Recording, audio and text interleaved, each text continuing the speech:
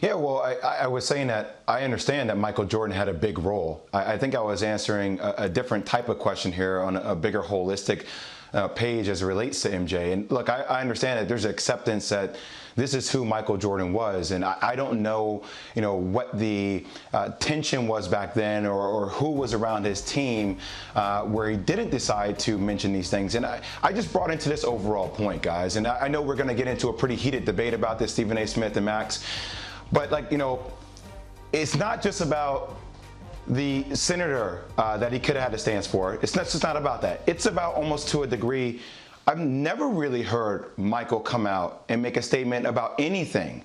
And watching this docu on The Last Dance, and I'm very appreciative that it gives us insight to that, it seems like Michael Jordan made stances for things that were pertinent for him, right? When he was doing USA Basketball and they had the Reebok logo, he didn't want the Reebok logo to be seen. So he draped himself in the U.S. flag. Like, that's making a statement. He's not vocalizing a statement, but he's making a statement that's pertinent for him. It also brings up like Rodney King happened during that time. I didn't hear Michael say anything about Rodney King or talking about the injustices of that. And it brings me back to the bigger point. I understand it takes a village, and this is not who Michael Jordan is, and he has opened up the door for other people to step up and say things that are speaking out on injustices. It just felt that as a young African-American male who grew up in Plainfield, New Jersey at that time, who came from a pretty difficult background, my mom and my dad, looking at another African-American male who just wanted, he was the greatest skilled player of all time in basketball. Yes, okay, I get that. But my dad taught me, look up the people that make stances, that talk about things, that help you see things that are differently, that are happening in the world, to use their platform to speak out on some of the injustices. And I recognize the responsibility that comes with that. But you can still do that in other ways. And it almost felt like as a kid, I was a little bit disappointed that Michael didn't take the opportunity to make those stances, even if they were subtle stances, to reflect upon what he had grown up with, or what we're seeing in our world. And I'm probably not even properly articulating it because I get emotional about it, Stephen A. But it almost felt like it was a missed opportunity for a guy that was the greatest player in the world, but didn't feel like he was the best role model. And he even said it. He was like, I was focused on my craft. I was an athlete. I wasn't an activist. And yeah, he has opened up that door for other people to be more than basketball. But Michael Jordan was also more than basketball at that time. So I don't know if that properly elaborates how you guys see it, but that's how I grew up seeing it. Go ahead, Max. I'll chime in a second. Well, I would say that, number one, in the 80s and 90s, far fewer athletes took stances than in the 60s and 70s. Kareem Abdul-Jabbar, Jim Brown, obviously Muhammad Ali, and others in the 60s and 70s took stances that in the 80s and 90s, athletes, even if they're socially conscious athletes, didn't take as many stances. The kind of business became more corporatized, and this country did, and the world did. And so the circumstances were ripe for a Muhammad Ali in the 60s and 70s. That was the countercultural revolution. But by the 1980s, you have Ronald Reagan, and it's like harkens back to like Eisenhower in the post-war era. The countercultural revolution seemed to be over, and we were in a place of kind of stasis. And that's why you had movies, I think, like Back to the Future, because in the 80s there was a feeling that was similar to that people felt to the 50s. It harkened back to a more conservative time.